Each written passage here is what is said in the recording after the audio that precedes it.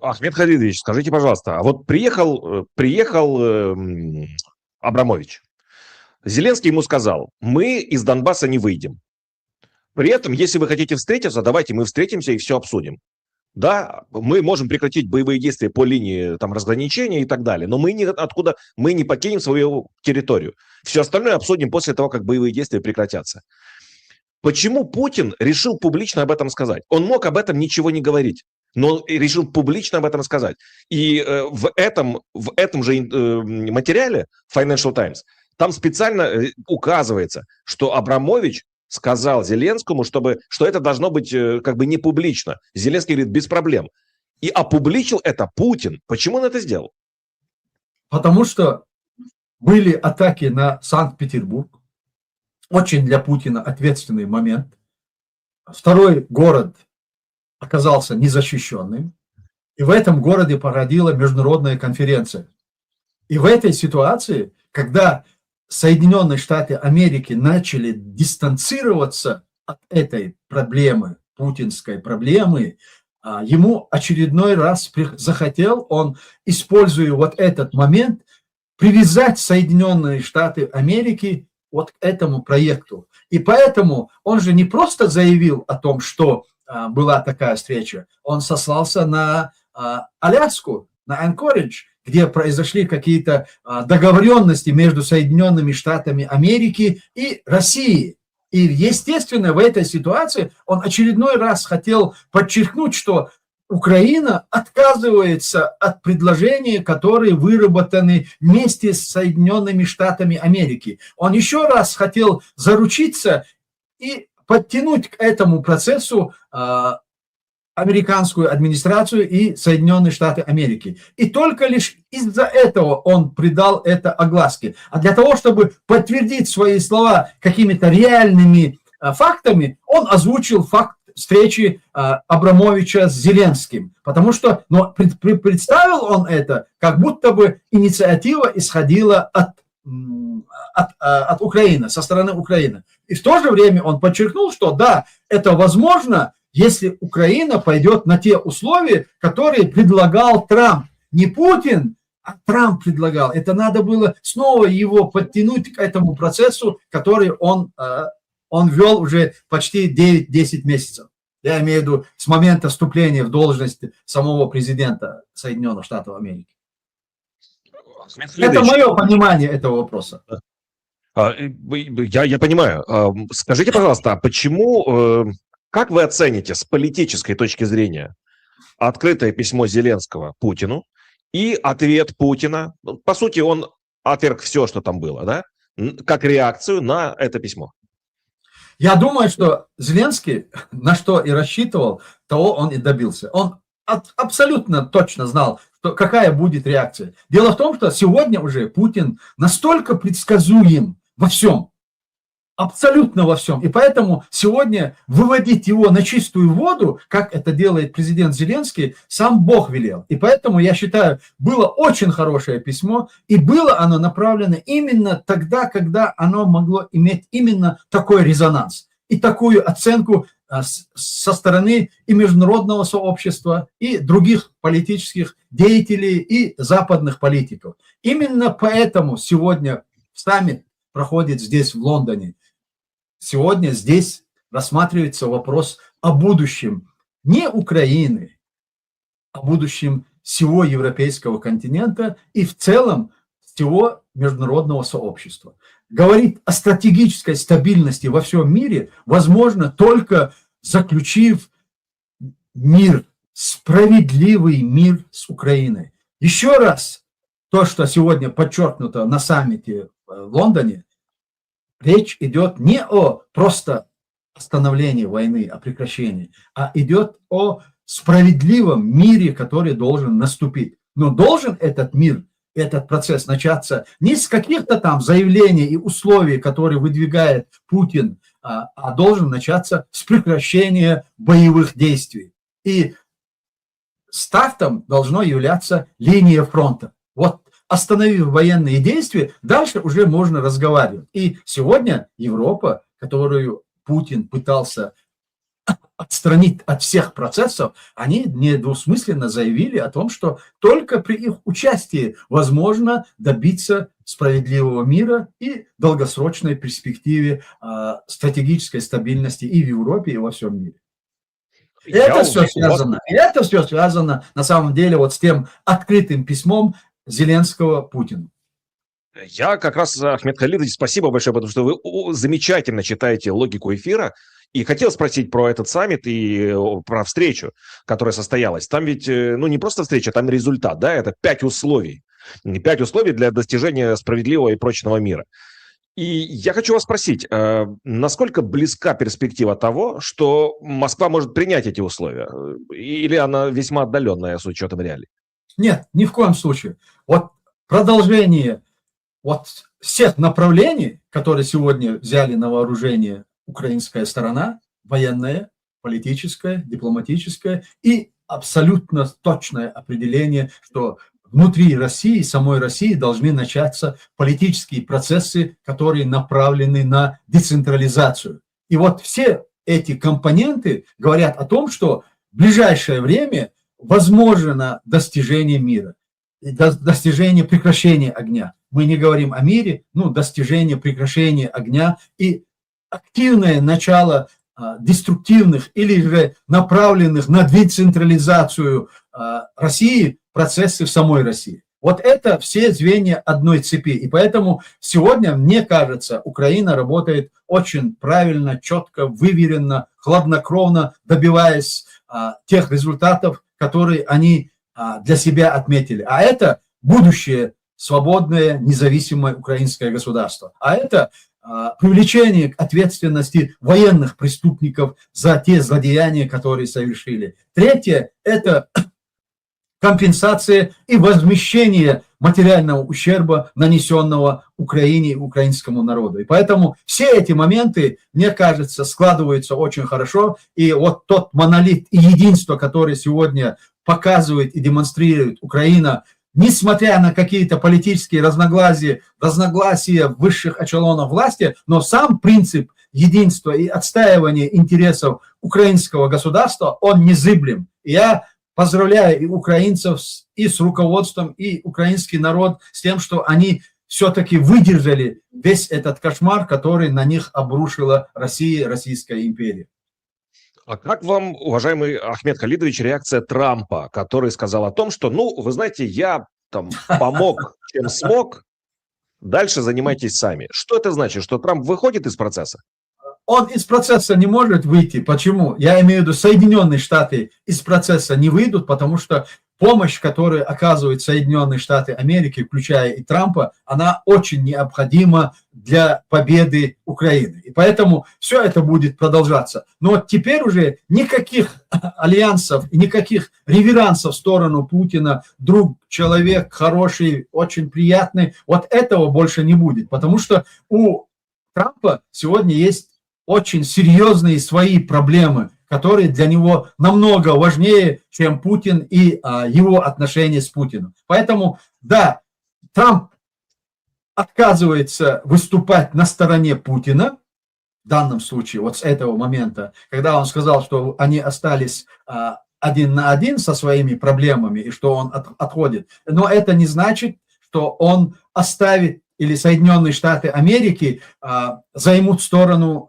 нейтралитета. Это доказательство тому, то, что Конгресс принял резолюцию и принял решение оказать материальную помощь Украине в миллиардах, которые они исчислили. Пусть это даже первый этап вот этого, но это показатель позиции Соединенных Штатов Америки по отношению к этой войне.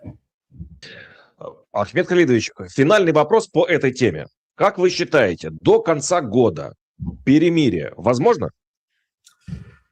Единственный вопрос, который касается войны, и человек не может это подсказать, это конец войны. За это я не берусь утверждать и комментировать, потому что там очень много обстоятельств, которые могут просто кардинально изменить ситуацию, которая складывается и по линии фронта, и в в политических вопросах, и в экономических вопросах. Там есть разные аспекты, которые сегодня суммировать и сказать, что вот да, из-за этого стопроцентно вот такой прогноз, этот прогноз я не даю. Но я заверяю тебя и всех наших слушателей, что это намного быстрее произойдет, чем нам казалось еще 2-3 месяца назад. Я имею в виду прекращение огня и наступление мирного процесса в самой Украине. Ахмед Халидович, как вы думаете, в окружении Путина больше людей поддерживают продолжение войны, либо же, напротив, выступают против этой войны? То есть кого больше, условно, ястребов или голубей? Там голубей вообще нету, скажем так. Там есть воробьи, которые занимаются поеданием. Вот война, это, если она выигрышна, и в тот момент, если она популярна, они все заодно. Но как только начинается поражение, и война проигрывается, вот тут пытаются дистанцироваться от этого. Вот сколько людей дистанцировались от этого, ну, мы это в ближайшее время увидим. Но это не означает, что там начались какие-то процессы, которыми, исходя из каких-то моральных, каких-то других соображений, люди осознали и принялись и решили закончить вот эту преступную войну. Нет, они решили на сегодняшний день, если Украина будет продолжать в этом же ключе, я уверен, что сторонников или людей, которые выступят против Путина, как человека, проигрывающего войну, вот этих людей станет больше. Но это еще не означает, что все после этого наладится. После этого могут дорваться до власти еще более отмороженные люди, чем сегодняшний Путин.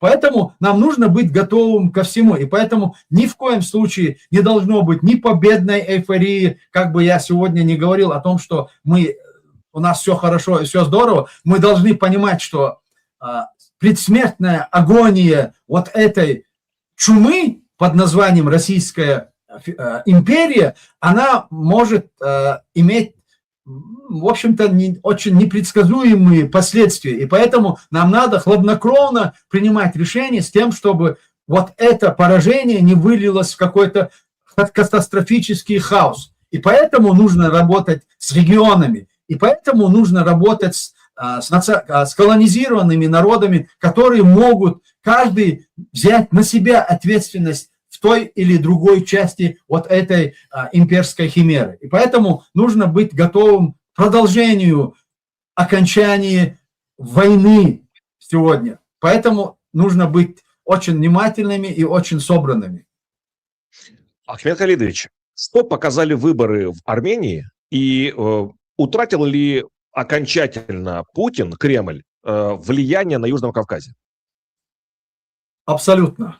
Вот последний такой плацдарм в военном отношении, во всех отношениях, конечно, являлась Армения, несмотря на ситуацию, которая происходит в Грузии. Хотя сегодня кажется, что все 100% Грузия управляется из Москвы. Да, это факт. Но само население Грузии, они оторвались от Российской империи. И их больше никогда им не вернуть вот в имперское стойло.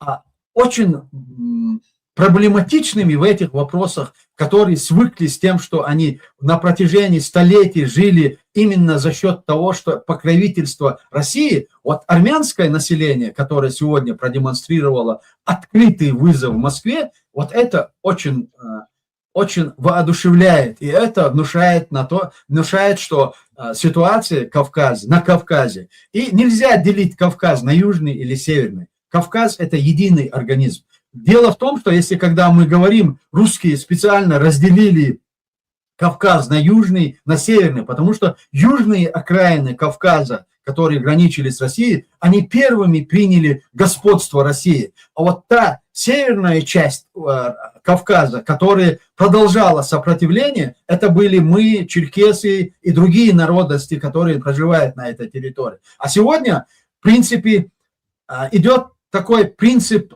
прилива и отлива. Вот как Россия завоевывала Кавказ со стороны юга, Грузия, Азербайджан, Армения, и вот таким же образом сегодня будет, хотя мы немного попытались поторопить события еще в 90-м году, когда еще и Грузия, Азербайджан и Армения всецело занимали пророссийскую сторону, мы хотели вырваться и вырвать Кавказ из пасти этого монстра. Но тогда нам это не удалось. Но сегодня уже, когда освобождается часть Кавказа, в перспективе наша независимость и наше освобождение, оно абсолютно уже прогнозируемо и достижимо. Я, если можно коротко, смотрел, знаете, ну там фрагменты из российских государственных СМИ, телеканалов. Это ужасное занятие, но такая работа. И, в общем, они уделили много внимания выборам в Армении, и, конечно же, там массовые нарушения. Они акцентировали внимание на арестах оппозиционеров. Даже сама реакция, официальная реакция Москвы, она тоже о многом говорит. Почему Путину не удалось сменить власть в Армении, как вы считаете? Силы были брошены сумасшедшие. Потому что была война в Украине. Только лишь это.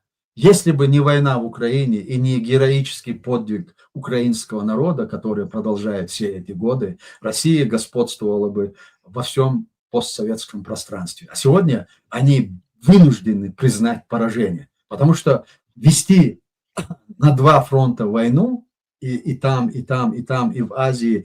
И смотрите, самый показатель того, что делает Россия, и почему